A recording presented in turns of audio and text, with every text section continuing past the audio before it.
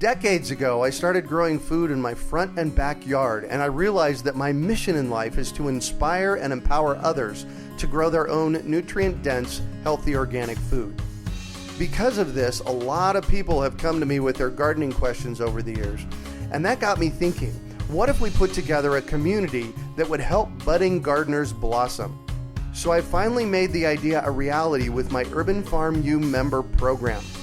Each month, your membership includes 3 live online events, a monthly class, a chit-chat with an expert, and a monthly coaching session, plus access to the experts on our member page and a significant discount on our signature courses.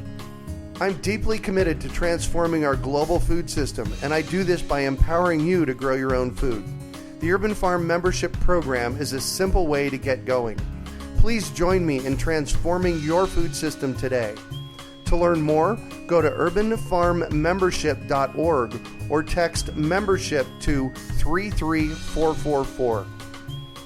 That's urbanfarmmembership.org or text membership to 33444. You're listening to the Urban Farm Podcast, your partner in the Grow Your Own Food revolution. Whether you've just been introduced to urban farming or you're a lifelong advocate, we're sure you'll leave feeling more informed, equipped, and empowered to dig deeper into the soil of your local food economy. With you every step of the way, here's your host, Greg Peterson.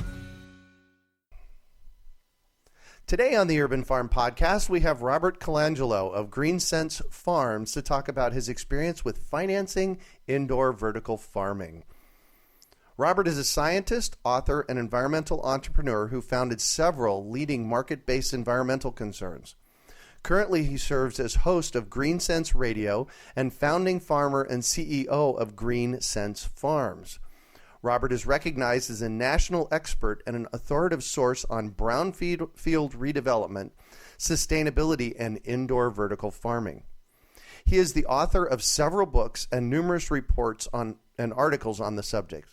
He has appeared on national and local TV and radio programs, been quoted in national and local newspapers, and has testified in Congress in support of environmental legislation. Welcome to the show today, Robert. Greg, thank you so much. What a nice introduction. Well, thanks. So I shared a bit about you. Can you fill in the blanks for us and share more about the path you took to get where you're at now? I'm a serial entrepreneur. I started early on in my career in the environmental industry. I've always focused on the environment and tried to look for market-based solutions. A lot of environmental issues are driven by legislation and therefore have false markets. They're created by the government. What I tried to look at is coming up with a solution that was more sustainable and had economic benefits. So my last venture was brownfield redevelopment. I would buy contaminated industrial parks, clean them up, reposition them for a higher and better use, typically for residential or commercial, and did this because there was no laws dictating that you had to do it. Right. Matter of fact, we worked in the absence of legislation. But what we would do is take this contaminated, unproductive land and put it back to productive use. And that was good for the environment. It was also good for the economy. So those are the kinds of solutions that I like. And I started out at Argonne National Labs doing a variety of different research, worked for a consulting company. My master's degree is in hydrogeology. I did a number of groundwater cleanup for companies that built landfills. And then started to get involved with property assessments, looking at contaminated property and evaluating what the degree of contamination was present, and the diminution in value caused by that contamination. So I wrote a couple of books on that subject. Wrote a book on valuation of impaired properties and really got heavily involved in the brownfield business. But prior to that, I did a stint in the Soviet Union for 7 years. Doing what?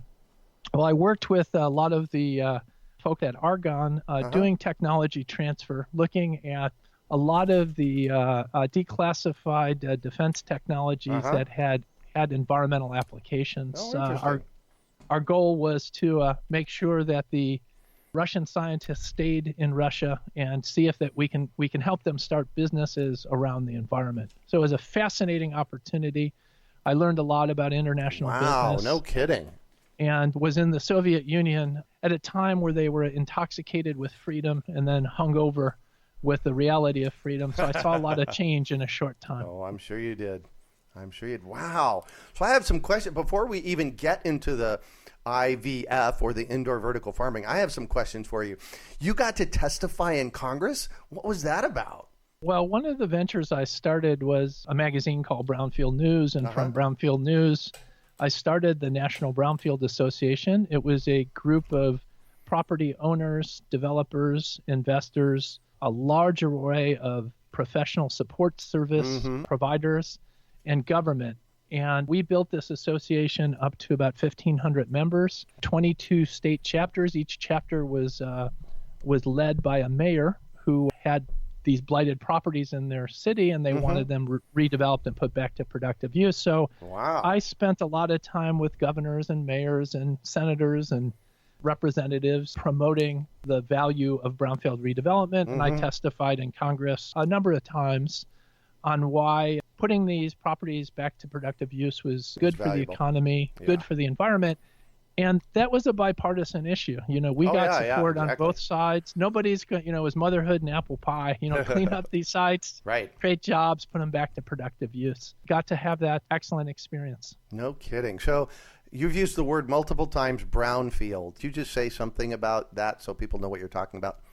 Well, in the farming industry, it's when your crops die and it goes brown. But from what I used to deal with, it's a contaminated piece of property whose redevelopment is hampered due to perceived or real liabilities. Like? So basically, if you've got an old factory, the factory goes bankrupt, and now the factory is sitting idle, and it used chemicals in its process, and now everybody's afraid to go in there and touch it because those chemicals could have migrated in the groundwater and soil and become very complicated to assess the cost of cleanup and the devaluation of that property from those past activities.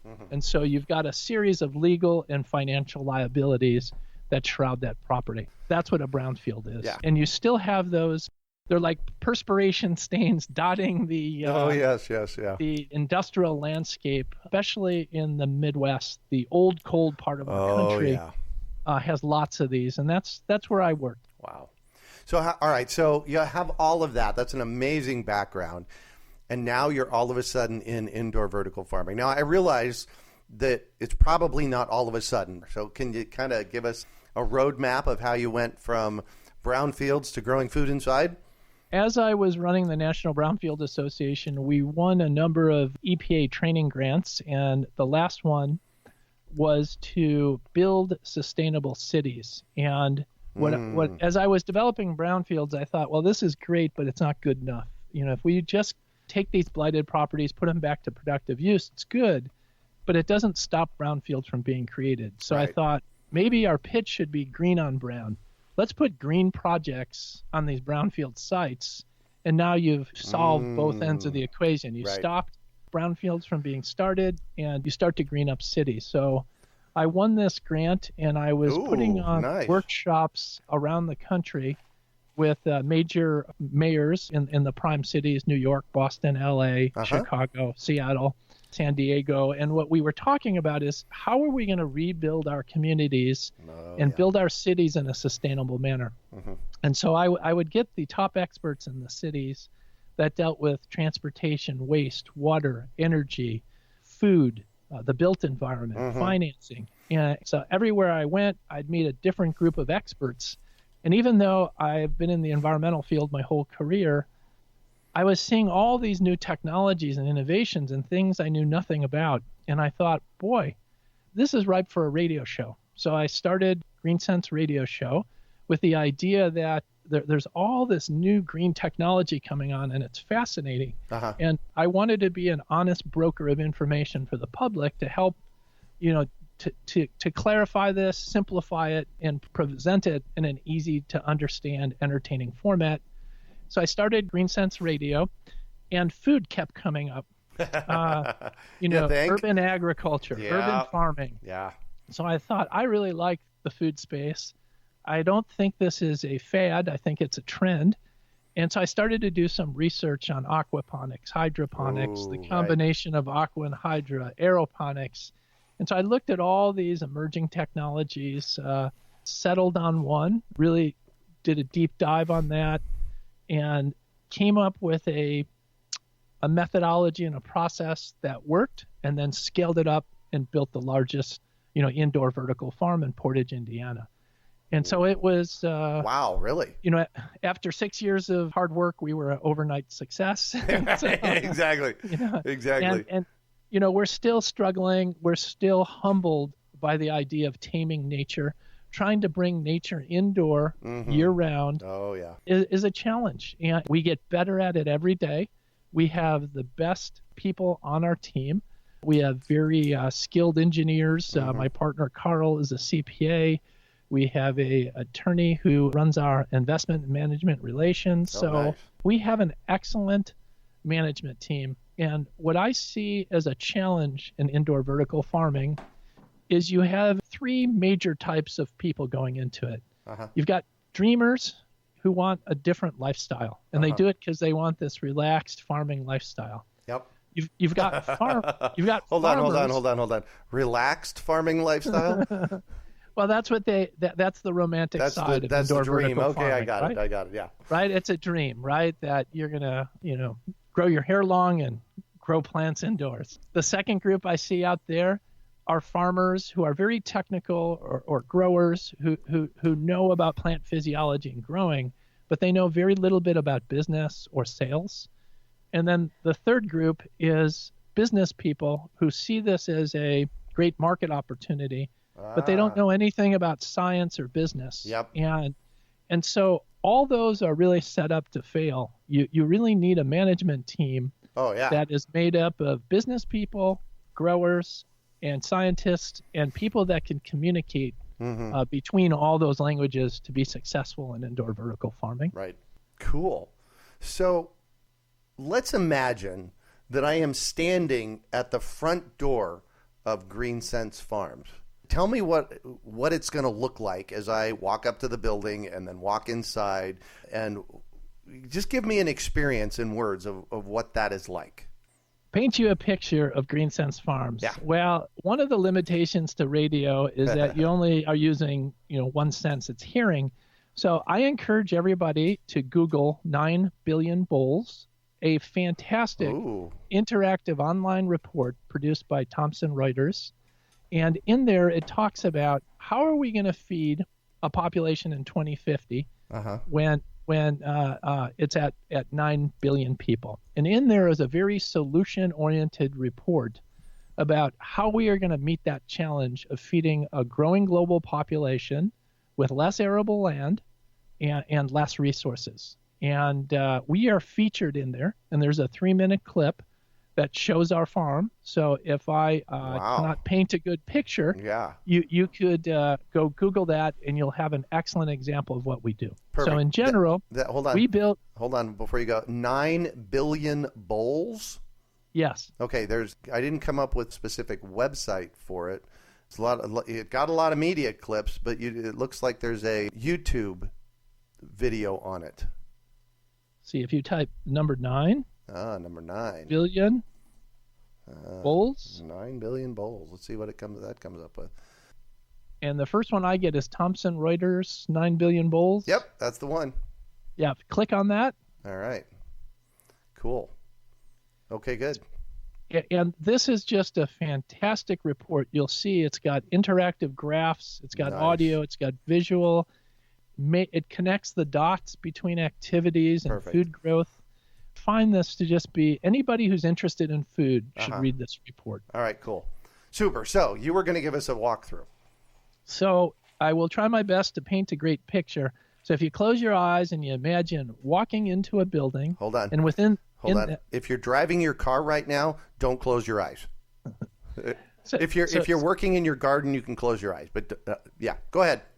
So you walk into the building, which is a large industrial building with about a 30-foot internal ceiling clearance. And so you've got this vacuous 20,000 square foot industrial space with a building inside the building. And that building that's inside the building is made of cooler panels. They're 24 feet tall. So if you walked into one of these large walk-in coolers, we've basically built our grow room out of these tall panels that are highly insulated so that it keeps all the air and plants in, and it keeps everything else out. And when you go inside that room, we have a series of grow towers. Each tower has 60 4x8-foot tubs. We have anywhere from 7 to 14 towers in the grow room. We have 2 grow rooms. And each of those grow rooms is climate controlled. We control the temperature. We control the humidity. We control the lights. We control the CO2. We control the water, the nutrients. In that room, we understand our plants, and we give our plants everything they need to grow perfectly day after day. And we have 2 climate-controlled rooms, one for our lettuce, which grows at a cooler, drier temperature, and one for our other leafy greens that grow at a hotter, more humid condition. Wow. So and in there are stacking towers. The towers have 10 to 14 layers. The lettuce is much more tightly packed. We pump water into each tub. It gravity drains. The water is treated and filtered, and then it goes through our fertigation system, and the pH is adjusted, the EC is adjusted, and the fertilizer is charged, and it goes to the next tower, and it just keeps recirculating through. All done through a computerized system, and we have sensors and monitors, and we collect data. So if we get any type of a hiccup, we could go back and look at our data to see which one of the parameters may be off. Whoa. And so we're very high-tech farming. Oh, yeah, got it. So, and you're growing hydroponically? Yes, we are. Wow, cool. So what kind of production are you looking at, volume-wise? To give you an example, our lettuce room at full capacity can do 12 butterhead or bib lettuce per case, about 1,000 cases per week. 12,000 heads of lettuce a week? Yes. Wow.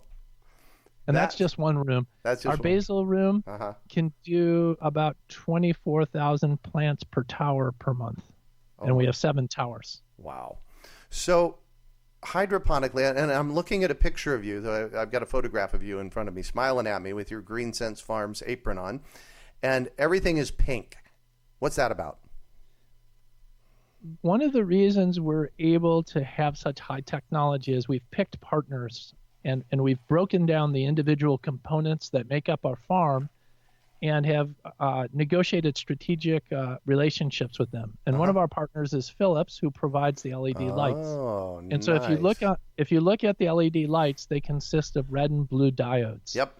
The red and blue diodes are proportional to accelerate photosynthesis in leafy greens. Wow. By only using the red wavelength and blue wavelength, our lights are much more efficient and they produce a lot less heat.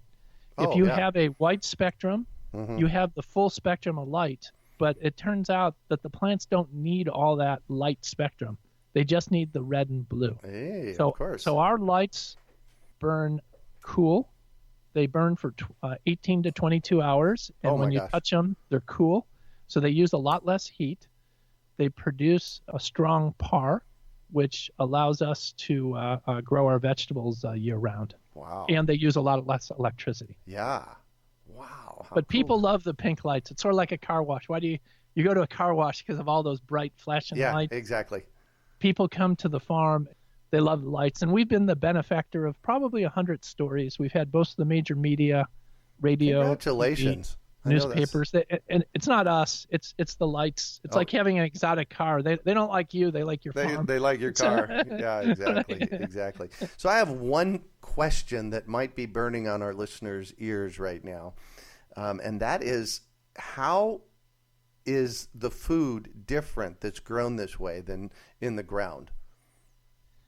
That's a complex question, and it's hard to quantify, but it's easy to do on a qualitative basis. If you taste our plants and you smell our plants, they're fantastic. And that's why one of my happiest parts of this job is getting chefs to walk through our farm and pick great? Fresh produce right out of the tub. Yeah. And NBC First Look did a great story on us. Not only did I get a chance, an old guy like me, to hang around with the lead singer of the Pussycat Dolls, who was the interviewee, but I had the executive chef from Italy, who's one of our customers. I don't know if you're familiar with Italy. No. Well, Italy, Google Italy. Italy is a multi-billion-dollar operation. Is that all? They have 30 stores around the world. And basically they have the best Italian food exported to that store. And in that store, it's about 40,000 square feet. It's a destination center. The average person spends 3 hours and probably $500 there. Wow. They have 10 to 12 different restaurants, like a salumi bar, a fresh fish bar, a fried fish, a pizza bar, fresh pasta, gelada, coffee, dessert. I mean, it's just a food paradise. You can buy a glass of wine, walk around, do some shopping, do some eating, and it's a very high quality restaurant. And it's run by Mario Battaglia, the celebrity chef, and Lydia Vistaccia. Yep. And we're very happy that they're one of our customers. And they have a produce section, and they sell our produce in Italy, in Chicago.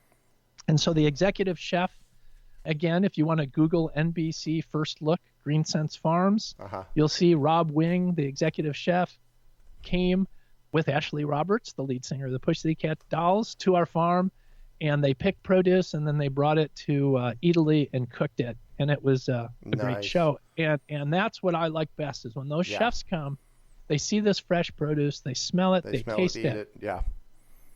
I'll tell you. So that's how I compare it. And the reason why I say, I'll get down in the weeds here, but this is where it gets complicated. Depending on the fertilizer that you pump in, you can elevate or lower the nutrients that are in the plants. Right. And because they're high or low doesn't necessarily mean they're better or worse. There's a range that the plants need to be in. When we do an assay analysis, our plants are within the range of field plants, but that analysis can't really dictate how nutritious and healthy the plants are. It really has to be done through a taste and smell test. Yeah, there you go. I'll tell you what, I've been a grower for a long time here in Phoenix. I planted my first garden in 1975, and in the late 90s and early, I guess we're calling it the aughts, right? In the early aughts, while I was getting my degrees at Arizona State University, I was growing food in the yard and taking it to restaurants and local farmers markets. And I'll tell you, there is nothing better than growing stuff, taking it to a local restaurant, and then going back for dinner that night and having your food on their plate. It is. And we do farm-to-table dinners quarterly. There's a number of small restaurants in our area that really focus on farm-to-table food. And we challenge the chef to use our greens in every course of the meal. And they've just done wonderful jobs having a green-based appetizer to a green dessert. And so I really love these chefs. They're so creative. But I have to tell you, I was just recently in Phoenix, but more importantly, I was down in Yuma with the lettuce farmers. What an education I got out of there. My gosh. Yeah. The Yuma and southern Arizona and Yuma area grows, 80% of our greens in the wintertime here or something? It was fascinating. I want to give a shout out to Julie Engel, president of the Yuma Economic Development Corporation. She gave me a fantastic tour. I am an indoor vertical farmer. I know how to grow indoors. I know nothing about outdoor growing. And I was so schooled out there. And my hats go off to Kurt Nolte, who is with the University of Arizona down there. You know what? I know Kurt. Wonderful guy. Yeah. Yeah, he spoke at, I did the Gip Gap training here in Arizona 3 years ago, and Kurt came in and was one of the speakers. In fact, I think he wrote some of the curriculum for that. Yeah, he's fantastic. So, cool. So why is this a disruptive technology, and how is it changing farming? Two ways. First of all, we've tamed nature and we brought it indoors. By being able to grow indoors, we can grow 365 days a year and harvest every day. So that's disruptive. A farm can't do that. Yep. Second, we've taken weather out of the equation. A farm can't do that. Oh, yeah. We've taken pests, we've taken animals, we've taken invasive species out of the equation. Oh, yeah. We've taken drought out. We've taken, as I said, bad weather. So when you go out to these field farms, they have a lot to do to tame nature. Yes, outside. we do. Uh-huh.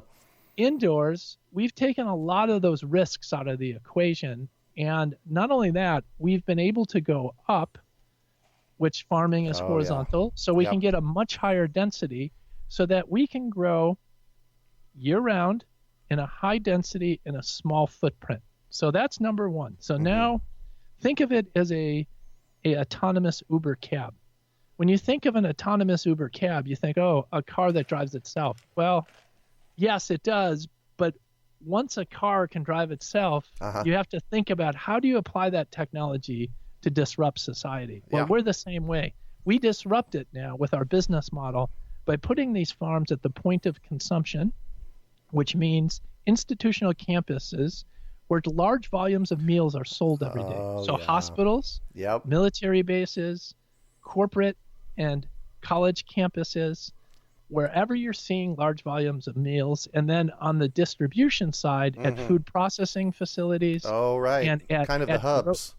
At grocery store distribution centers, because when they're there, we've cut out the middleman, we've cut out transportation, we've cut out marketing, we have one direct customer, and we've reduced touch points. So as you grow leafy greens, keeping the cold chain is very important. Oh, yeah.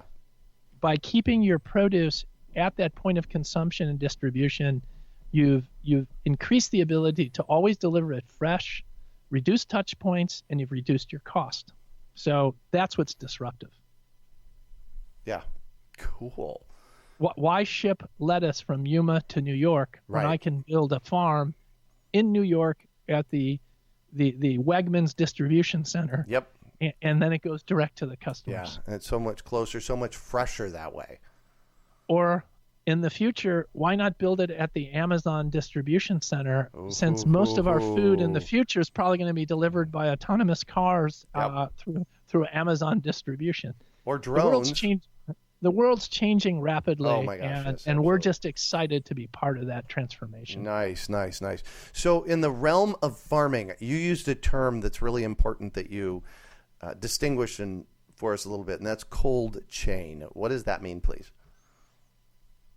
For example, our lettuce grows in a room at about 65 to 70 degrees. Mm-hmm.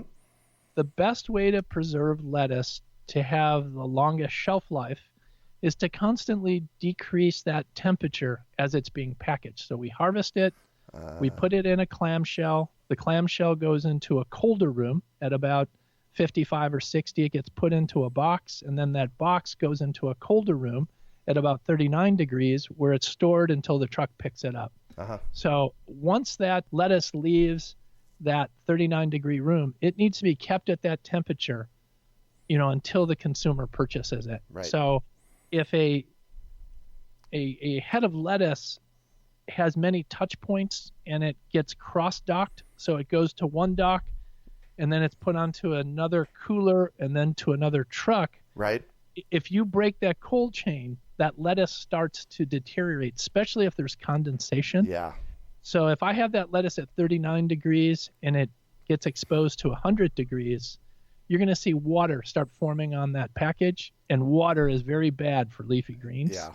It causes rot and it causes decay. Yeah, they deteriorate really fast. That's the cold chain. Yeah. You always want to keep that always at that temperature or below. Perfect. So we're going to get to the equity crowdfunding and talking about financing of this in just a minute, but I want you to tell us a little bit about your radio show. Where can we listen to it? What's the point of it? GreenSenseShow.com is the radio show. I've been doing it for about 7 years now. When I started it, by the way. Thank you. When I started it, the goal was to educate the public on sustainability. The idea that myself, I'd been in the environmental field my whole career, and there were all these new terms that I had no idea what they meant. Right. And so I figured by me interviewing these top people, it helped educate myself and it helped educate the public. Being a scientist, my role was to just interpret and explain some of these complex ideas in simple, understandable terms and make the show informative and entertaining. So that's what GreenSense is. It's a 30-minute show. Each week I interview 2 guests that are innovators. They're either come from business, public policy, civic, or they're individuals. I interviewed a young man from Cal Poly Tech Institute, and he had a project for a senior class, and he came up with this idea to make a compostable coffee cup, and he impregnated it with seeds so that when you threw it away, it dissolved and created plants. What a great idea. This guy did a lot of research on picking seeds per the different geographies on what would grow best. And he started a Kickstarter campaign to fund this, and he exceeded his goal in 2 days. And so I love telling stories like that on things. I like to find people that are changing the world. We have a few mantras on the show. One, it needs to make common and economic sense to make green sense. And 2, everybody thinks that to change the world, you have to have big ideas. Well, there's another way to change the world. You can have very small ideas multiplied by millions of people, and you could create very large environmental change. So that's what I try to do, is inspire people to make the world a better place to live, through this new technology and applying it in a sustainable manner. So the show is probably just as much for me as it is for the audience, because each week I learn. I know, isn't that great? I meet fantastic people, and I'm very inspired that the world isn't apocalyptic, but it's this really exciting place filled with opportunity. Hence, I'm talking to Robert Colangelo today, and what you just shared is like so what we're up to here, just sharing really cool stories of people's, so. Yes, and then we're on 37 stations coast to coast. Wow! And then, congratulations. We do a podcast, and then we also produce a GreenSense Minute, which airs on WBBM, which is one of the leading stations in the nation, and it's really a quick synopsis of an interview. It just gets boiled down to the essence, so it's very quick and short, and hopefully inspires people. Cool. So. Great story so far, and we're supposed to talk about financing for indoor vertical farming. And so when we came into this interview, we always talk beforehand before we get started. And you have an equity crowdfunding project that you're doing with GreenSense Farm. Can you tell us about that, and how do you get stuff like this financed? The institutional debt market has been constipated since 2008. Yes, when we had a recession, and then it was, and I think the banks hide behind Dodd-Frank, but they do anything possible not to lend to startups. And in their defense, banks are low-risk capital. Banks are looking for 95 to 98% of their loans to be paid back. So that they're looking for a very small failure rate. And startups are high risk and therefore don't fit the bank model. So I understand that. But banks have been a lot more tolerant in the past. And startup companies, they need capital to fund these great ideas. Or like I try to find green dreams and make them come true. And it's very hard to find capital sources. About 4 years ago, the SEC started to work on a project to democratize the capital markets and be able to allow the public to fund startup ventures. In 1930, there was an act passed that precluded anybody investing in a startup company unless it went through a brokerage or Wall Street. So what happened is that all these great startup opportunities were really cloistered in the hands of a few. And it made an elitist group that had really insider information.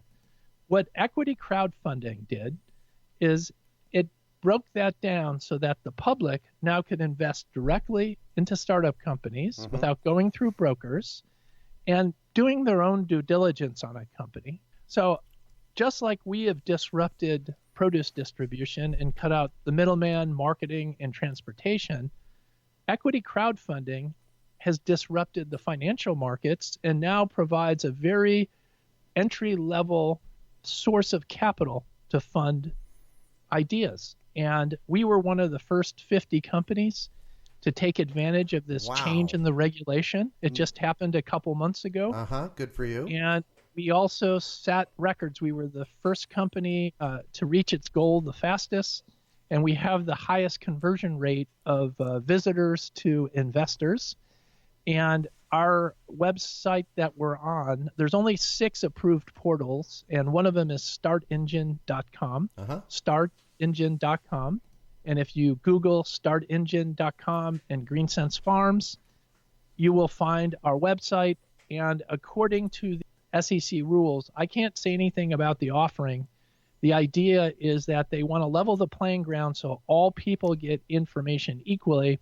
And the only way they're supposed to get information is through the website. Unlike an IPO, which the offering usually goes on the road 6 months to a year in advance and pre-sells that offering to investment banking houses.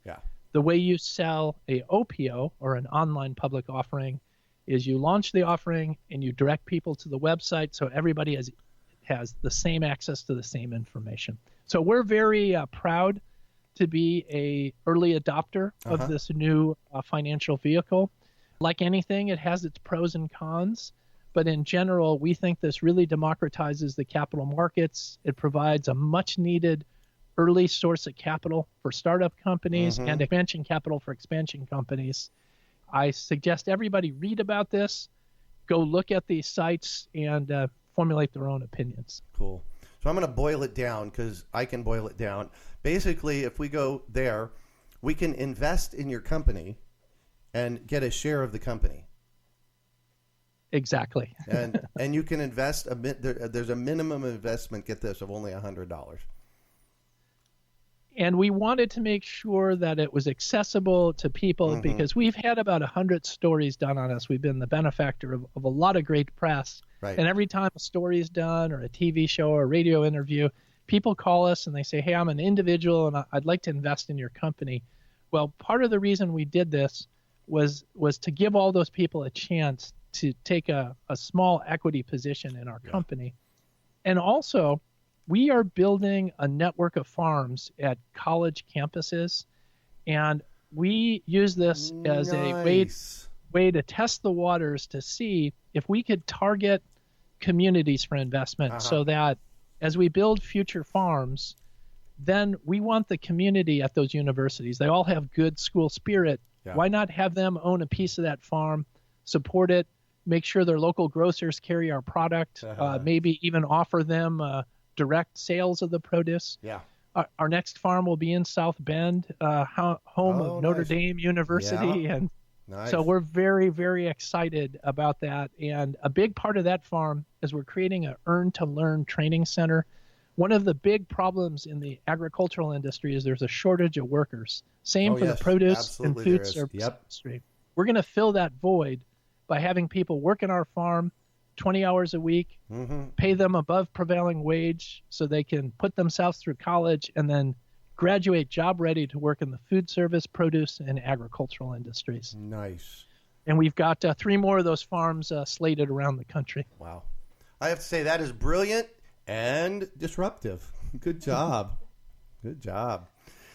So I'm going to shift on you here, and I would like for you to talk about a time you failed, how you overcame that failure, and what you might have learned from it.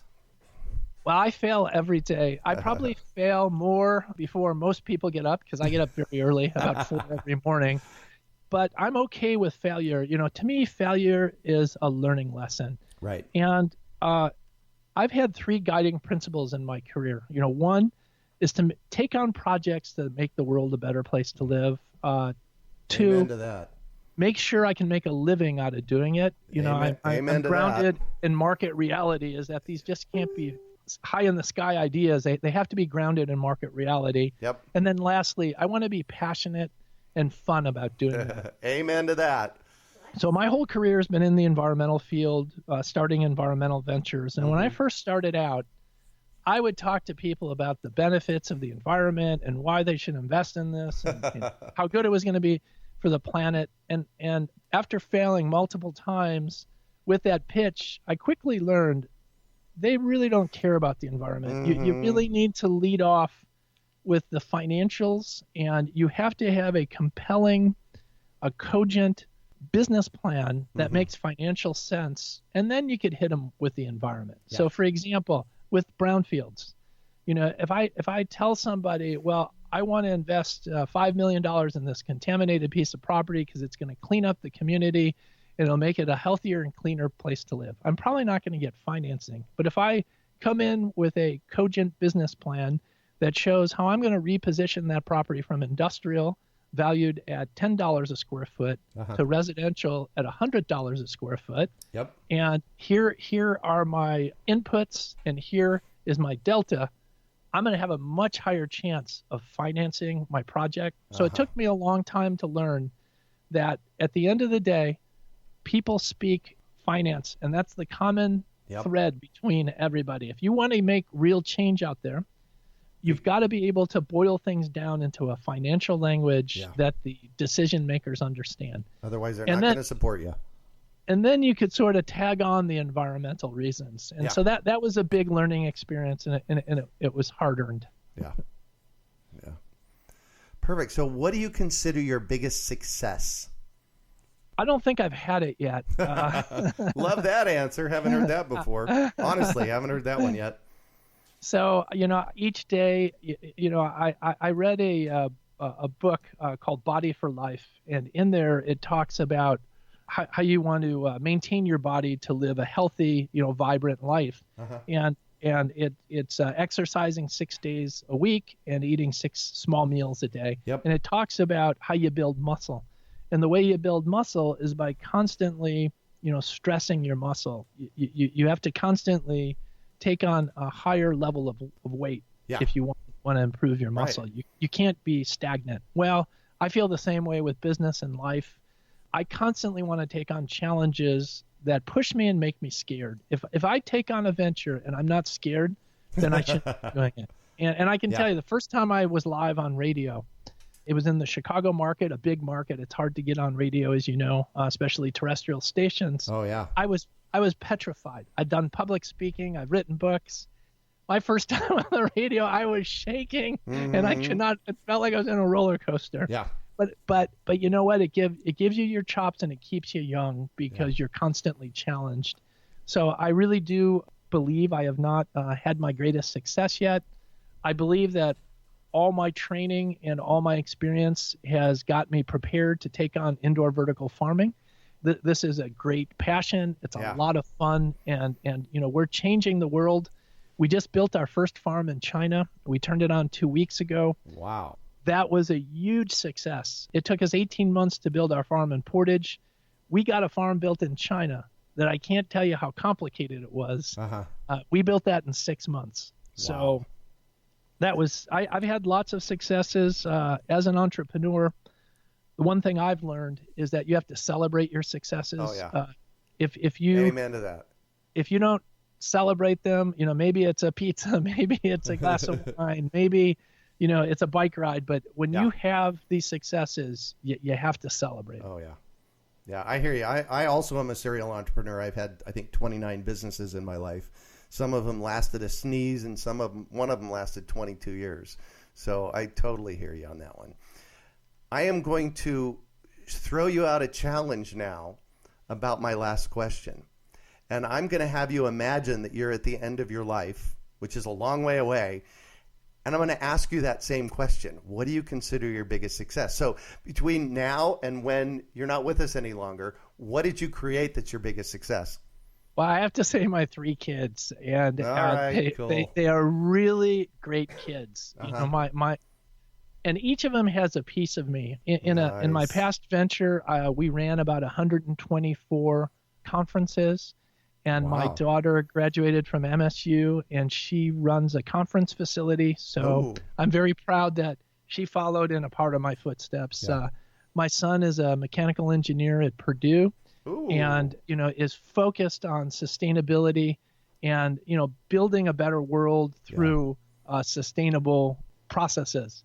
Yeah. And my little daughter, she's at Indiana University, junior, and she is in SPIA, the environmental affairs school down there. And so she's actually the one that probably followed closest to my footsteps. Yeah. So they're great kids. They're contributing to society, and they all want to make it a better place to live. So I know it may be cliche, but they really are good kids. Yeah, no, that's okay. You did good. They're going environmental on you. Yes. Well, and it was so funny. The other day, my daughter sent me this quote in a class. Tom Friedman wrote this piece that she sent me about, and she said, "Thank you, Dad, for changing the world."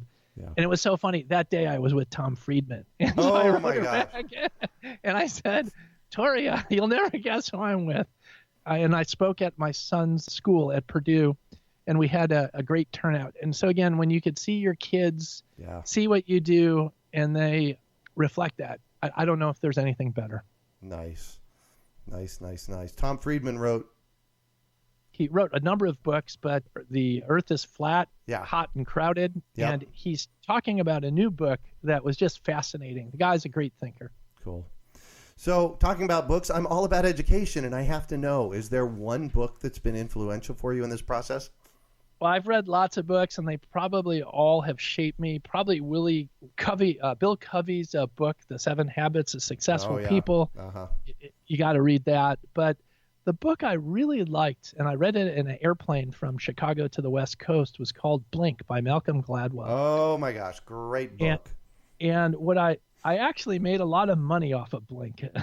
Wow. I don't know. It resonated with me. The idea of thin slicing information and being able to have pattern recognition. And so after I read that book, I started this group where we would go into cities, and I would put a multidisciplinary team together of investors, developers, insurance people, environmental consultants, environmental attorneys, landscape engineers, architects, and we would go into a city for a day.